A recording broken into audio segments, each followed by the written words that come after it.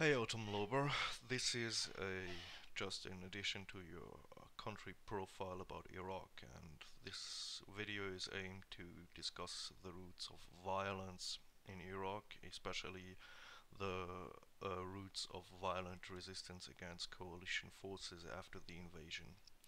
Um, I think it is quite proven that the Bush government was really convinced that the Iraqis will greet the American troops cheerfully. The problem is it's not that easy, and it has not been that easy because Iraq is a very complex country.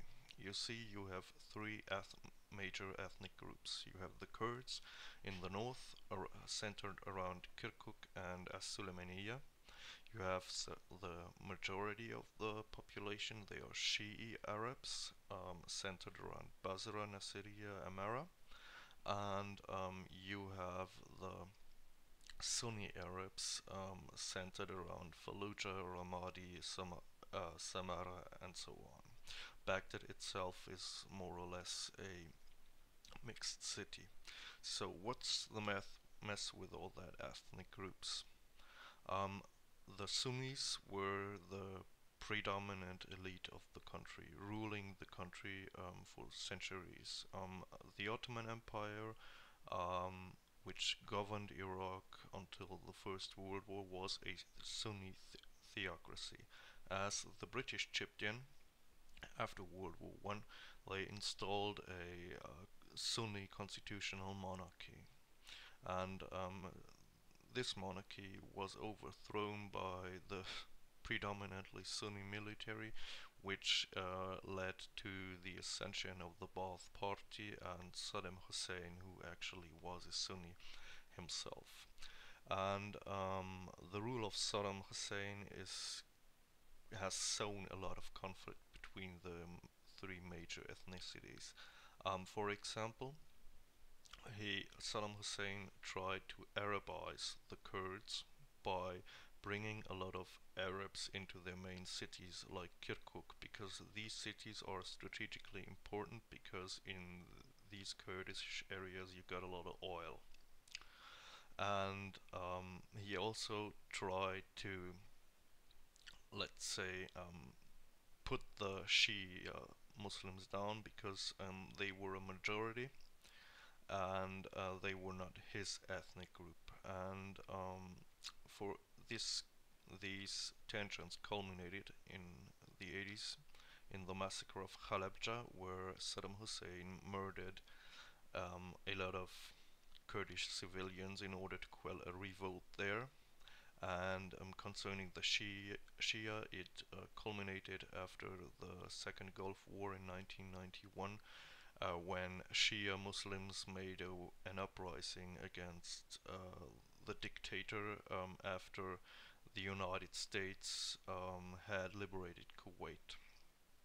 And these two groups, they have some good reasons to despise us because we did nothing and we were totally silent on the Halabja issue as it took part, and also we um, instigated the Shia Muslims in 1991 to rise against Saddam, and then we didn't help them a bit. We watched as they were bled dry by the Republican Guard units of Saddam Hussein.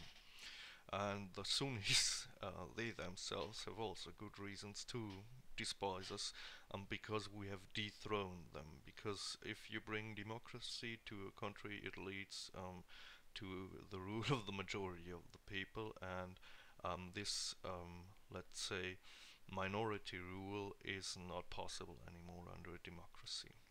So, how did all that violence come about? The Sunni elites, as they were faced with the prospect of a democratic Iraq, resorted to terrorism, attacks on coalition forces, and ethnic cleansing in order to retain their dominant role.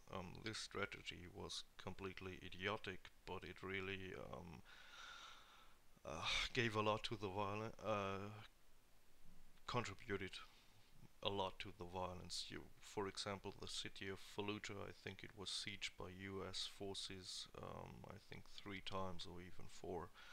And the problem with those Sunnis is that they had hosted Al Qaeda terrorists, and this gave us, I think, a lot of setbacks in Iraq. The funny thing with the Shia is that they are split themselves.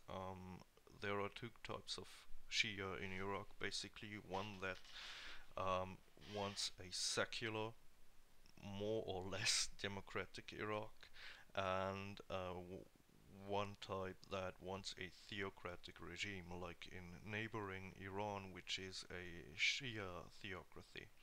And these radicals who want an Islamic state under Shia rule are centered in Basra around Muqtada Sadr and his militia named the Mahdi Army. They also have a great foothold in Baghdad slums.